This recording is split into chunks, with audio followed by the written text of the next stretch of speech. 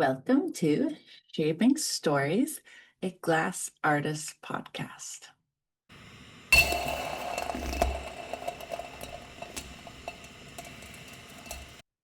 Here we sit down with hot glass artists from around the world to explore their creative paths, what inspires them, and the real moments that shape their work. Thank you for being here. Let's begin. What is your name? My name is Emily Henry. And where are you from? I'm originally from Kansas City. And can you skip the glass part of your life for a moment and tell us what you enjoy outside of glass?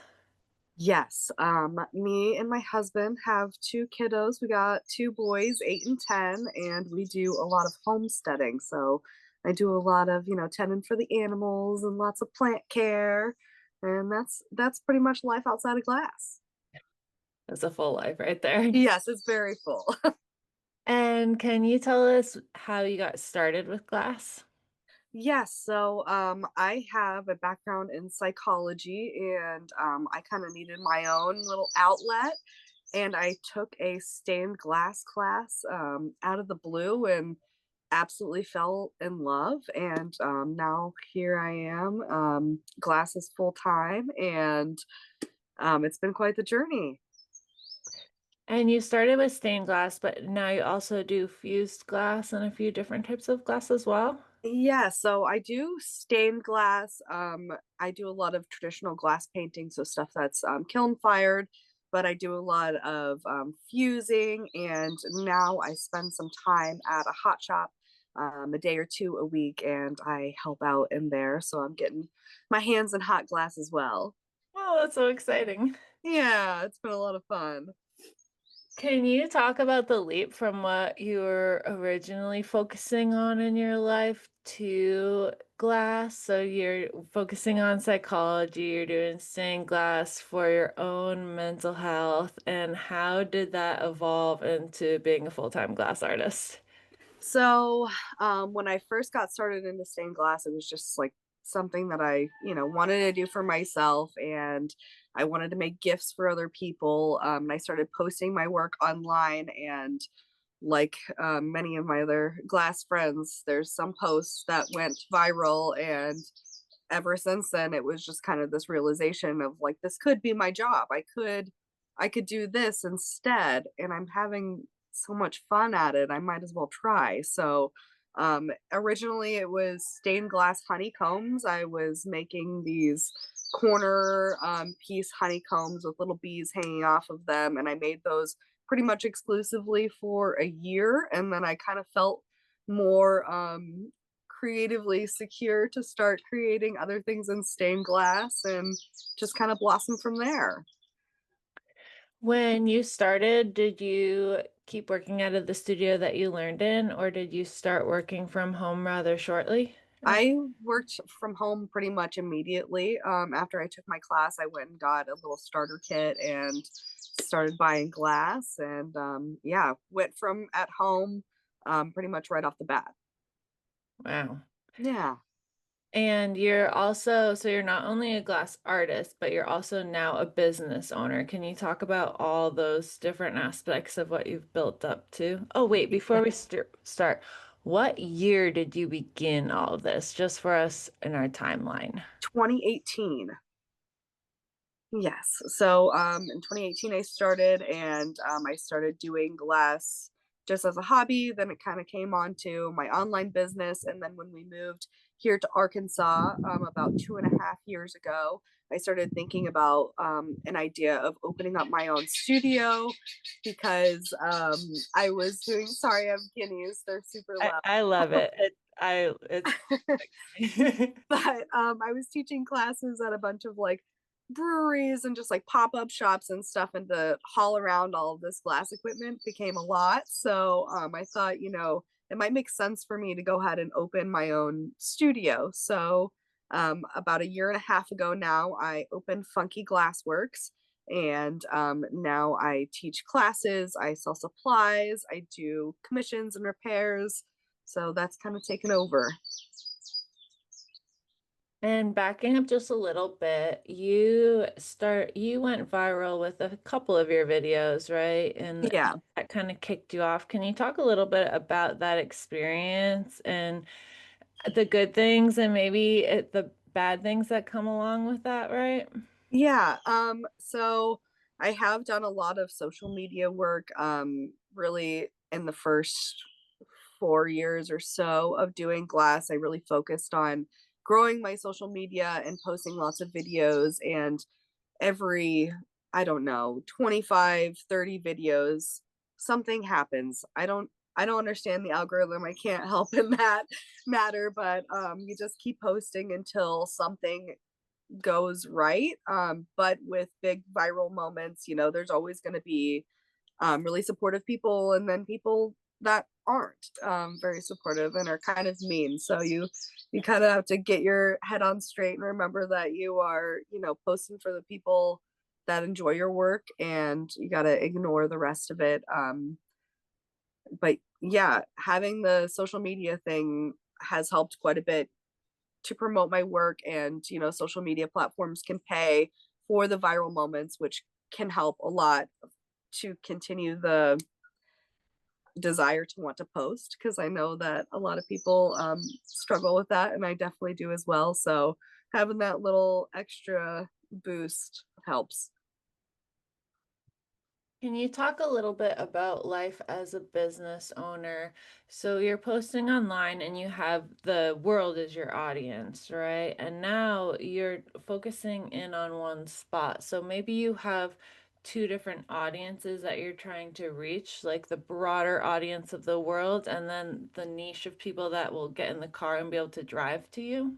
Yes, that has been kind of a struggle for me in the last year and a half, is kind of to differentiate that, because I didn't have a physical store before, and now that I have this, I've found out that most of my community, it's a retirement community, so a lot of those people are more on Facebook than they are on any other social media platform. So I made the decision to separate myself and my personal work from Funky Glassworks, and transform that into Glass with M. So I have like two different personalities on the internet. I have my shop where I advertise my classes and the supplies and show off my students' work. And then I have this other social media platform that I can really just focus on putting my own personal work out there and sharing more of my personal life with them. Do you find that your local community is really supportive on what you're doing, or has it been hard to break into that because you're not technically a local, right? You moved there only a few years ago.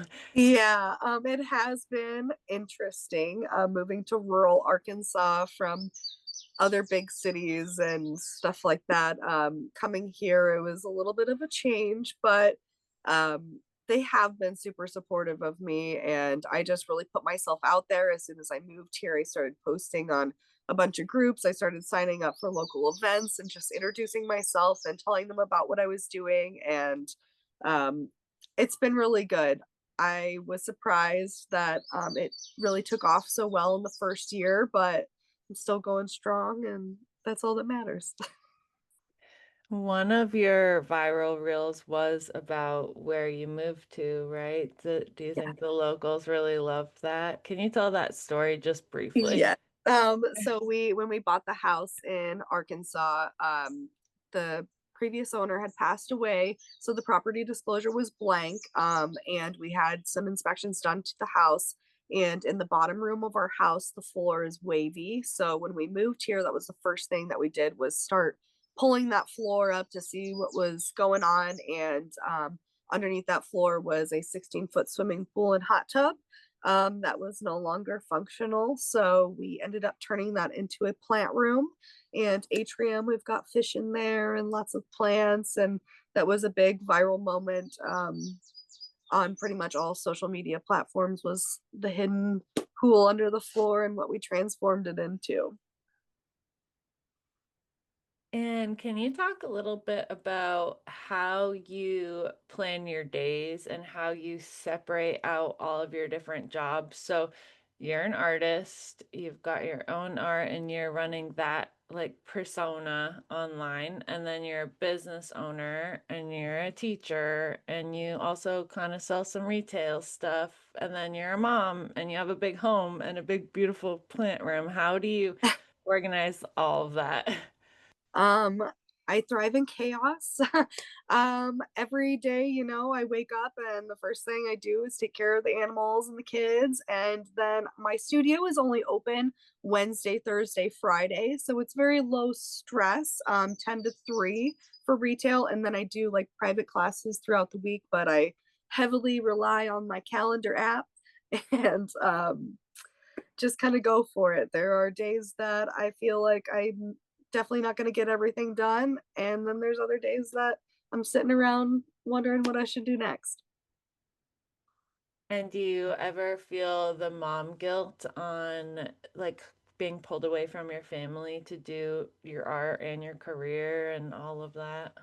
I do feel the mom guilt, but in another light of it, my kids are really proud of me for running this business and they tell all their friends that their mom's a glass artist and it's something cool for them to do as well. My kiddos have dabbled in glass already, and it's a medium that I didn't touch until I was in my mid 20s. So I think it has its good things and bad things, but overall, I think that it's good.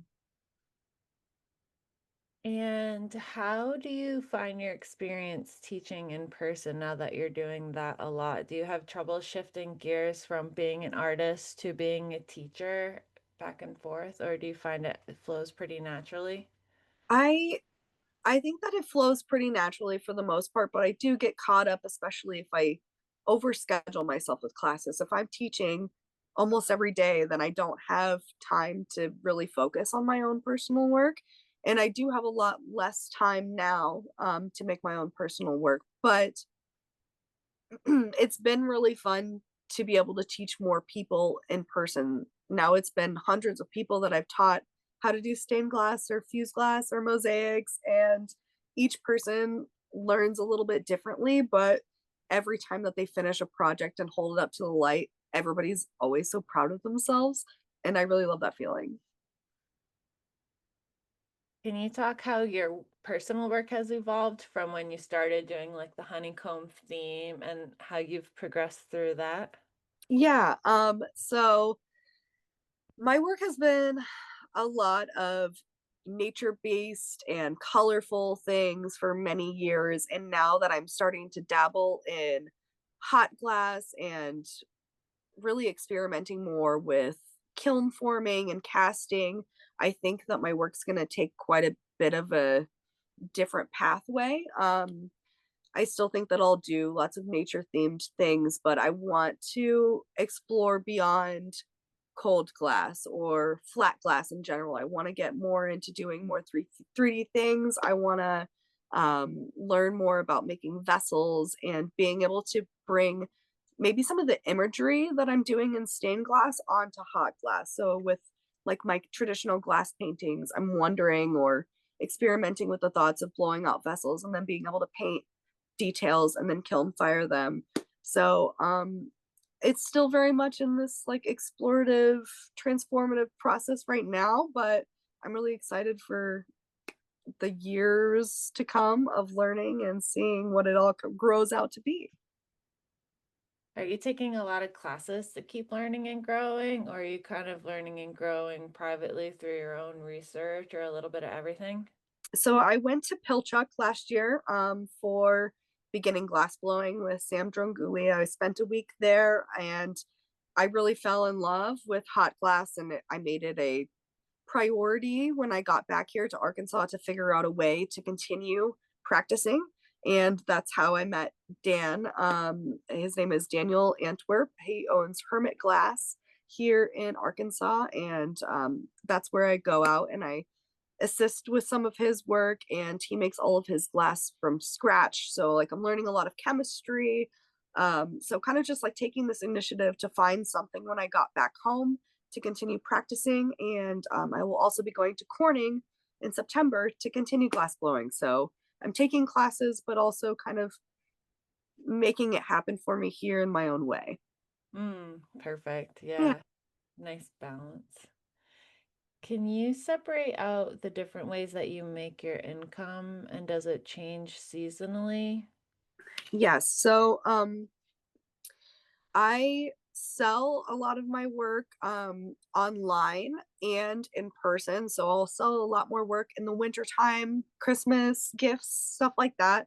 Um, but a lot of my income particularly comes from classes. So I'm teaching typically about 3 classes a week, and that will be a big source of my income. I sell supplies, so that's another stream of income, like sheet glass and tools and equipment for stained glass and fused glass in particular.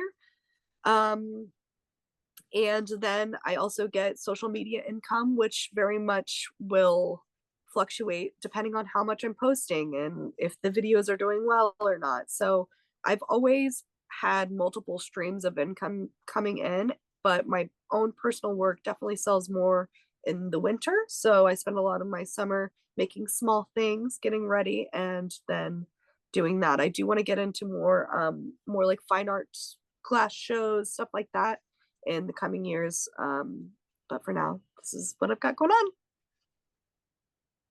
I think that's normal that we all kind of see an ebb and flow, but it's just so nice to hear it out loud. Yeah, for sure. Do you ever find that you struggle with imposter syndrome, especially with sharing yourself on the internet?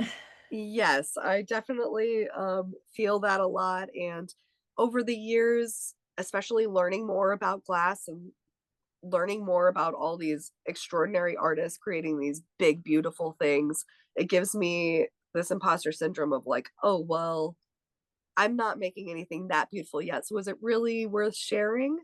But you got to just kind of push through it and share where you're at right now because you're going to look back in a few years and be so proud that you did and see the progress that you made. And um, it can be a struggle for sure, but I think that we've all got to get there and we're not going to get there by being quiet, right?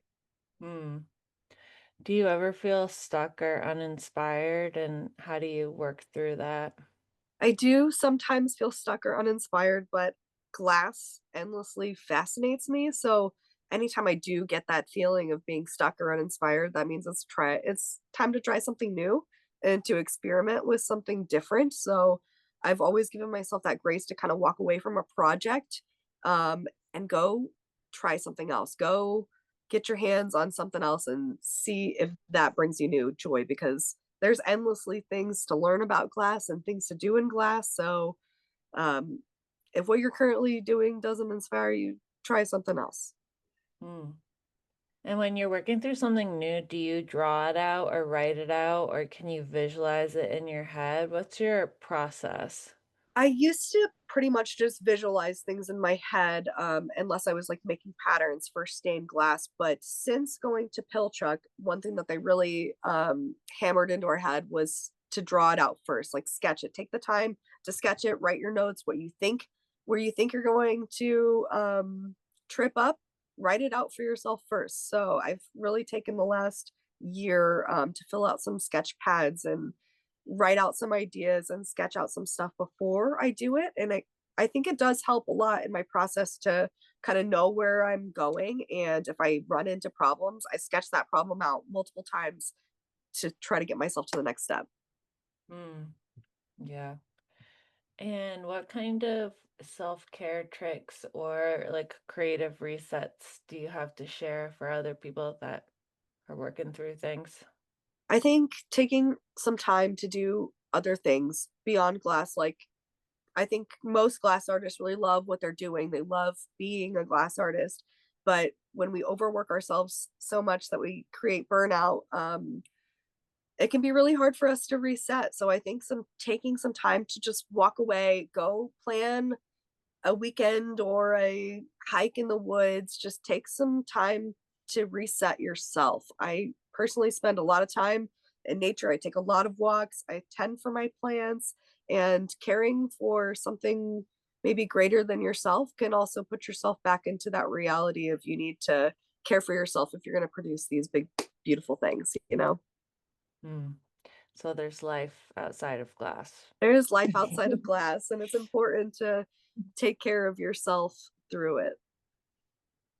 Um, I went through all my questions. I'm not sure if there's anything else that you want to share or if you have final thoughts or words of wisdom. Um, Today marks 2 years since I shared my first initial video of my collaboration with you, Dominique. Ooh, Yeah. no way, really? Yes, yeah. Right now? I Wow. know, isn't that crazy? I opened up my memories this morning and was like, "Wow, it's been 2 years since I did a collaboration piece with you," but, I really appreciate you having me on today. It's been fun. I listened to all the previous episodes, and it's cool of you to invite a little stained glass artist on here as well that's dabbling in hot glass. Little stained glass artist. Where can everyone find you? So you can follow my studio page if you want to take in-person classes in Arkansas at Funky Glassworks, or if you'd like to follow my personal work, I am Glass with M on all social media platforms. Hmm. I can't believe it's been 2 years. I know, it's so crazy. Ah, well, thank you so much for your time. For sure. Yes, thank you so much. I'm glad you're feeling better. Have Thanks. a nice rest of your day. You too. Bye. Bye. Thank you so much for listening to Shaping Stories. If you like our podcast, please make sure to follow on whatever platform you're listening on. We are always grateful for your reviews to help other artists find us. You can find us on Shaping Stories Pod on Facebook and Instagram.